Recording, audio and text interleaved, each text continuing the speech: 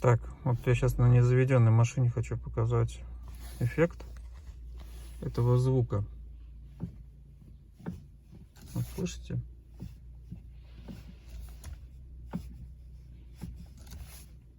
Машина не заведена, а звук пластиковый есть.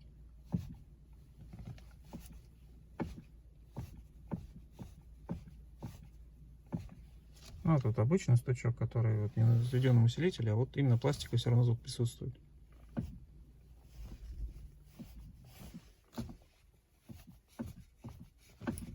Вот, срывается. Вот непонятно, рейка это или нет.